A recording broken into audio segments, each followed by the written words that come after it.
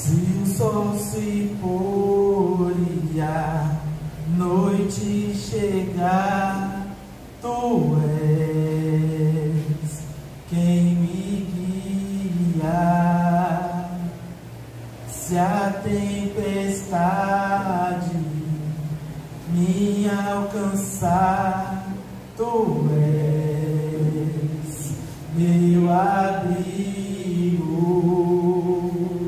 Se o mar me submergir, a tua mão me traz à tona pra respirar e me faz andar sobre as águas. Tu és o Deus da minha salvação, és o meu dono, minha razão, minha canção e o meu louvor.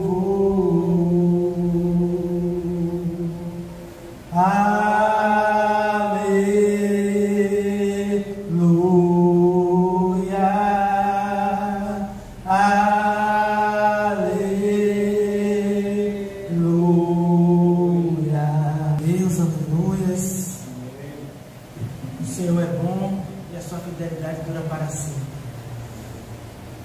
Abram suas Bíblias em Mateus 14, versículo 22 ao 33.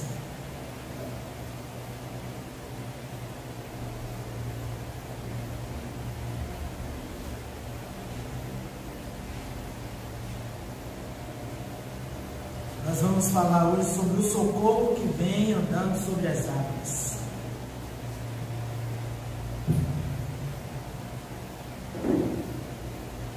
Os irmãos acharam?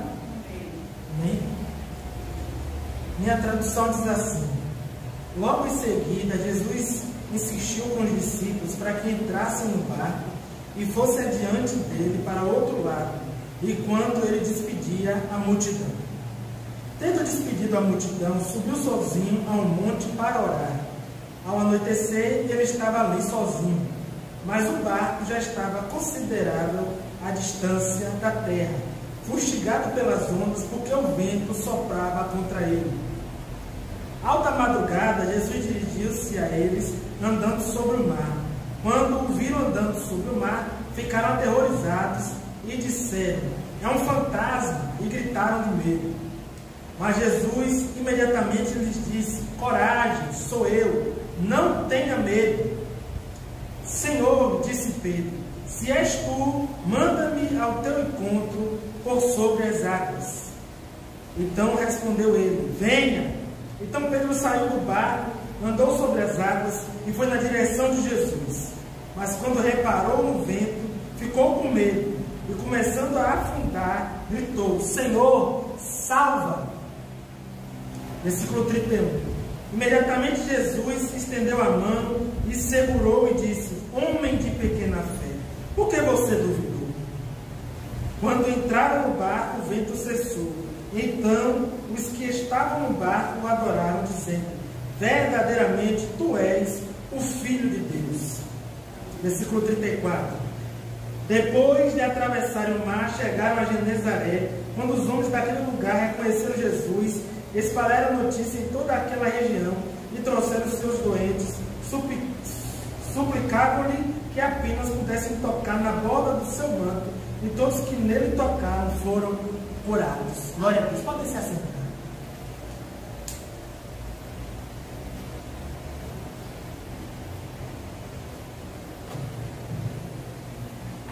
Aqui, essa passagem é um texto muito conhecido, né?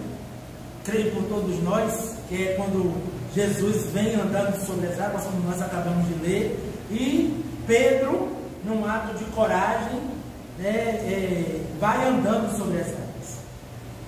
E aqui, para a gente contextualizar, os versículos anteriores mostram que João Batista tinha sido morto, estava morto. E João Batista era um amigo muito próximo de Jesus.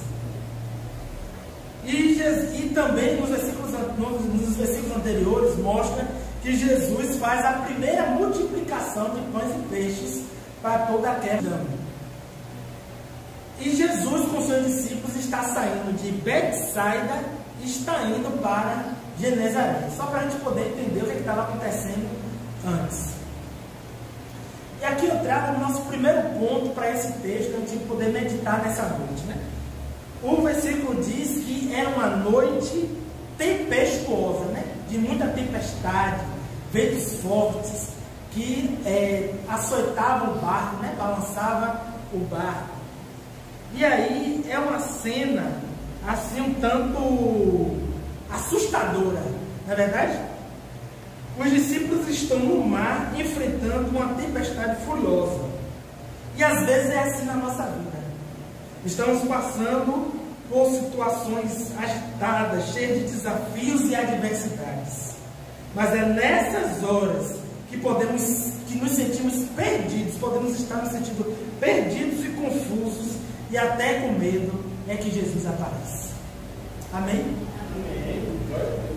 E aí eu estava pensando, refletindo sobre isso, e me imaginei tipo num bote salva-vidas, um ferry-boat, né?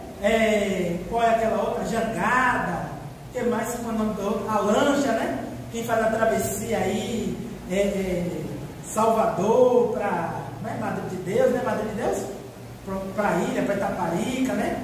E a gente recentemente teve, né? Passando nos jornais aqui na Bahia, um acidente que teve, né? De uma embarcação, e a gente já viu nos outros anos barcos que tentam atravessar em dias que não é recomendável fazer essa travessia, e infelizmente os resultados são de catástrofe, né? São de morte.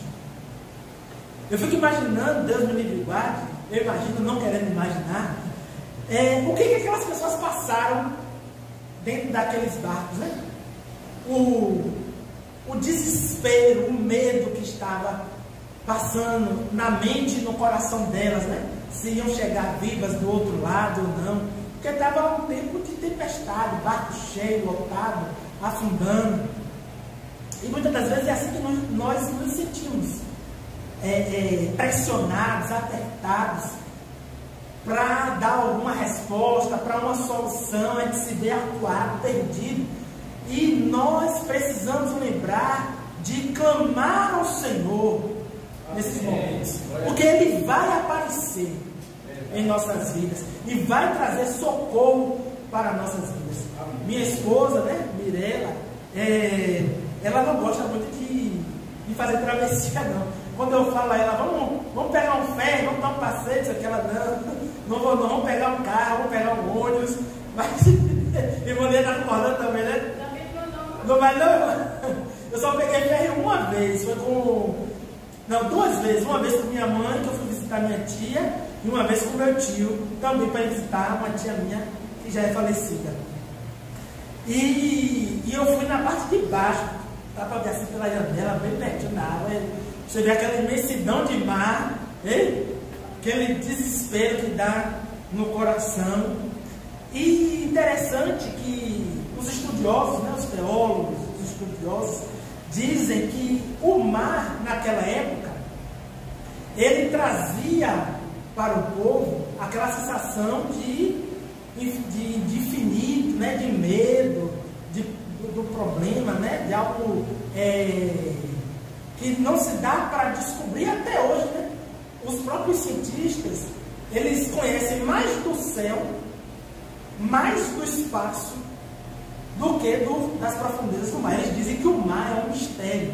Meu avô era pescador e ele dizia que com o mar a gente precisa ter respeito, porque o mar tem seus mistérios, o mar é traiçoeiro, não é para afrontar o mar, tem que ter respeito com o mar, né? Então o mar tem esses mistérios que tenta, né, trazer aqui uma questão ilustrativa, o mar das nossas vidas, né, que tem nos afligido, que tem nos colocado à prova. E a gente lembra de alguns textos da Bíblia, de Moisés com o povo de Israel atravessando, né, o mar vermelho, que dizem que não é bem o mar, mas fica uma ilustração. E ali o povo se deparou com um problema, estava sendo perseguido por Faraó, saindo da escravidão, e se depara agora com o mar, né, um rio, e os problemas, né?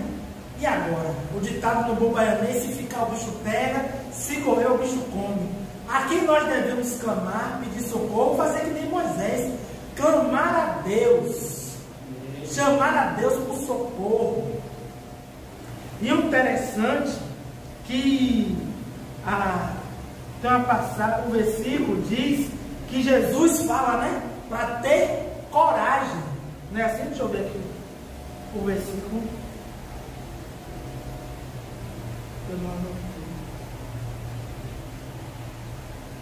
Os irmãos acharem aí, me ensinarem, por favor. A gente acabou de ler, na minha tradução, Jesus fala, né, para ter coragem. E aí, é isso que Jesus fala, que Deus fala para Moisés, né, no texto. Deus fala para Moisés: por que clamas a mim? Ou seja, por que clamas a mim? Você serve a que Deus? Irmã Lia, a que Deus você serve? Irmã Clemilda, a que Deus você serve? Irmão Marcelo, a que Deus você serve? Você que está aí me assistindo em casa, a que Deus você serve? E Deus pergunta para você nessa noite, Ele diz para você, Ele pergunta para você: por que clamas a mim? Tenha coragem. Você serve a um Deus poderoso, a um Deus de amor, a um Deus que cuida e zela por você, que Ele não vai deixar. A Bíblia vai dizer que Ele nunca viu o justo mendigar o pão. Então o Senhor não vai lhe desamparar, ainda que seja um problema que você ache mais difícil da sua vida. Deus está lá contigo para lhe trazer o escape e o socorro. Amém. O segundo ponto que eu trago aqui é a chegada deste socorro. Nesse momento de desespero, Jesus aparece caminhando sobre as águas. E Ele não apenas se revela como um Deus que domina a tempestade, mas também como o Salvador. Amém. Que caminha ao nosso lado nas horas mais sombrias da sua vida e da minha vida. O socorro de Deus muitas vezes chega de maneira inesperada. Ele é o socorro bem presente na hora da angústia. É a palavra do Senhor que nos garante. Então Ele chegará na sua vida de forma inesperada. Quando você achar que não tem mais jeito, que não tem mais solução, quando você colocar a mão na cabeça e estiver desesperado, o Senhor vai chegar para te salvar. O Senhor vai andar contigo, Ele está andando contigo. Tá bom? Não se desespere, porque Ele é o socorro da sua vida. E também temos um chamado de fé. Um chamado para a fé. Quando Pedro percebe que Jesus ele toma uma atitude ousada. Ele pede para ir até que ele ande sobre as águas. Muitos criticam Pedro porque afundou, mas eu quero ver ter a coragem que Pedro teve, essa ousadia em dizer: eu vou caminhar sobre as águas. Vai falar.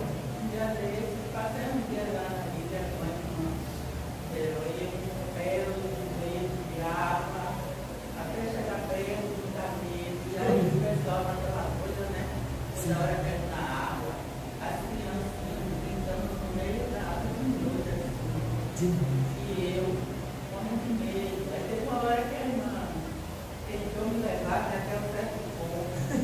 Eu fui, quando eu vi aquela imensidão de água, eu parou, e aí eu voltei.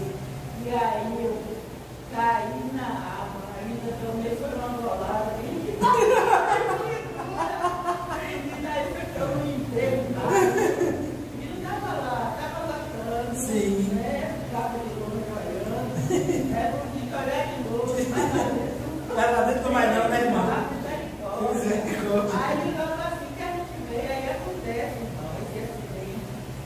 Isso. Então, a gente muito se critica Pedro pelas atitudes, né? Pedro era mais impetuoso, né? Mas ele tinha coragem. Ele viu Jesus.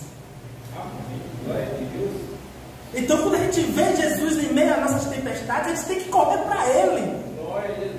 E Ele está dizendo: venha. Passe por cima de seus medos. O Senhor está dizendo, Ele está lhe chamando para você superar os seus medos. Ele está dizendo: eu estou contigo. Não estou dizendo, se você não sabe nadar, que não vai sem tomar uma aula de natação antes, não, pelo amor de Deus, viu?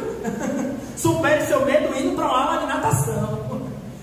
Mas supere seus medos. O Senhor está lhe chamando. Ele está querendo que você tenha coragem, que você tenha a atitude de vencer os seus medos, os seus desafios. O Senhor quer fazer você prosperar. Porque aquilo que eu não domino, me domina. E aí você se torna escravo. E escravidão não é uma coisa boa. Não é verdade? E aí ele pede para ir até Jesus andando sobre as águas. E isso nos ensina que em meio às adversidades, Deus nos convida a confiar nele, a dar passos de fé, mesmo quando as circunstâncias parecem impossíveis. Deus está esperando em você um ato de coragem, que você dê um passo de confiança.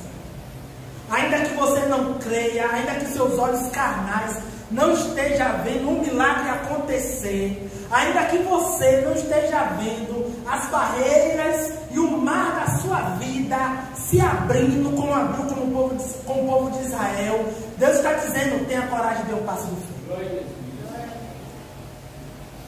Ore, abra sua boca e profetize e diga: eu não estou vendo com meus olhos carnais, mas eu creio que o Senhor vai abrir a porta de emprego para o meu filho, para o meu neto, para mim. Abre a sua boca e profetize: Deus vai curar minha mãe, Deus vai curar o meu filho, Deus vai libertar das drogas, Deus vai libertar da prostituição, Deus vai libertar. Abra a sua boca e profetize, diga, seja sincero diante do Senhor: Deus, eu não acredito, eu não estou vendo, mas eu sei que o Senhor é capaz de fazer. Amém. E isso vai trazer alegria ao coração de Deus, e os céus vão se mover ao seu favor. Amém. Glória a Deus. Eu tenho ministrado aqui desde o início do mês e do ano, né? Nós ainda estamos em janeiro. Hoje, para a glória de Deus, o último dia de janeiro. Eu tenho ministrado sobre as águas. O Senhor tem me feito meditar sobre as águas. E as águas mostram um papel de desafio, né? De romper barreiras. E é isso que o Senhor está trazendo para nós nesta noite, para cada um de nós e para a Igreja Batista Donai. Esse ano, 2024, nós estamos fazendo 25 anos de igreja. Então nós precisamos romper as barreiras e vencer os nossos limites. Precisamos ouvir, estar atentos ao que o Senhor tem dito a nós durante esse tempo. Amém? Amém. Um quarto ponto é a luta da fé. Pedro começa a caminhar sobre as águas, mas a dúvida vem à sua mente. E então ele percebe os fortes ventos. E às vezes a nossa fé é testada. Me lembrei aqui de uma música que diz assim: cada vez que a minha fé, quem souber me ajuda, é provada, tu me das a chance de crescer um pouco mais nas montanhas e vales, desertos e mares. A pressão me levam pra perto de ti. Minhas provações maiores que o meu. Ah, meu irmão, louve, cante. Você que está em casa, cante com fé. Entoie essa canção agora aí com fé. O Senhor está falando contigo aí nesse momento. Não se abrir o mar, Deus vai me fazer andar por sobre as águas, rompendo em fé. Oh, aleluia! Glória a Deus, o sobrenatural. Vou lutar e vencer, vou plantar e colher, a cada dia vou viver, rompendo em fé. Que nessa noite você possa romper em fé, meu irmão, em nome de Jesus, porque você não serve a qualquer Deus, você deve servir a um Deus vivo. Aleluia! E aí, quando sua fé for testada, quando você se vê em meio às dificuldades, e quando vê nada ao seu redor, Pedro serve como exemplo e nos lembra da importância de manter o foco em Jesus, independentemente das tempestades da nossa vida. Você tem que olhar para Jesus, seu foco é Jesus. Amém. Ainda que tudo à sua volta esteja tentando lhe derrubar, é sua própria autoestima, olhe para Jesus. É o cansaço, olhe para Jesus. É as enfermidades, olhe para Jesus. Amém? Amém. Glória a Deus. E aí também vem o grito do socorro.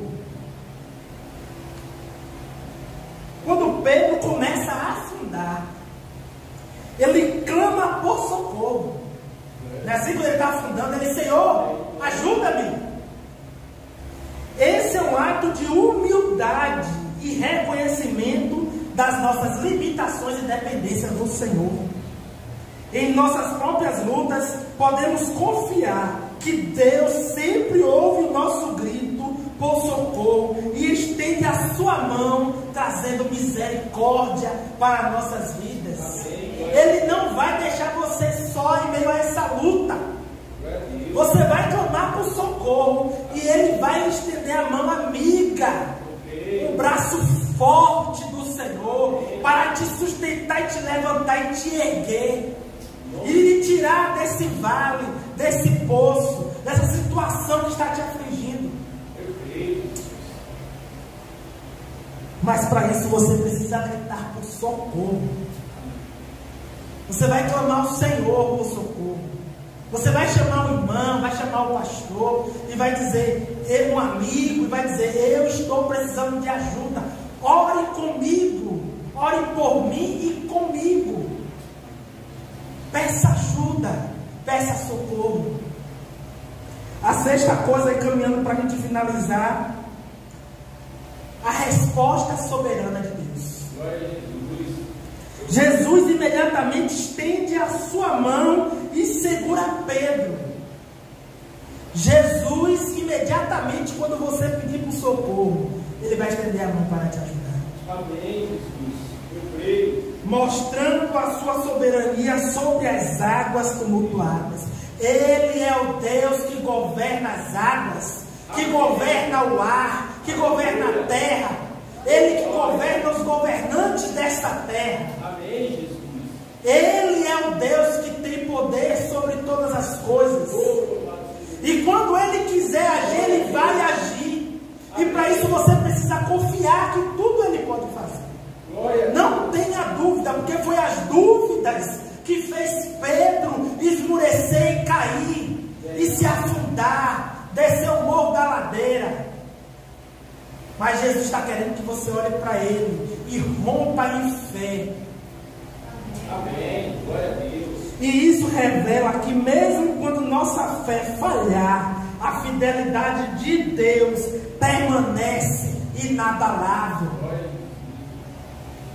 Deus estará ao seu lado, ainda que você não acredite que Ele esteja, ainda que você esteja só, ainda que todo mundo duvide de você, Deus está lá com você.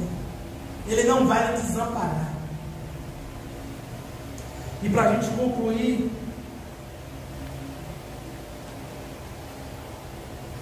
Jesus foi encontrar os discípulos quando eles estavam atormentados pela tempestade na quarta vigília. Algumas traduções vai trazer isso, né? Que o momento, o horário, mais ou menos, que Jesus aparece para os seus discípulos foi a quarta vigília. E o que é a quarta vigília, irmão Gustavo? É compreendida entre as 3 horas da manhã e as 6 horas da manhã. Essa é considerada a quarta vigília. Agora pense comigo, se os discípulos não estavam certos em se assombrar. Pense você no meio daquela tempestade, daquele nevoeiro, naquele mar balançando. Você, eita, é agora que eu vou morrer, é agora que o barco vai virar. Você está atravessando de lancha, fazendo a travessia a Salvador, Itaparica, está arrependido, você não me arrependeu. E aí você está lá, não a gente, hipoteticamente, como diz o bom baiano, a ele. Está lá a pessoa, imagine a cena.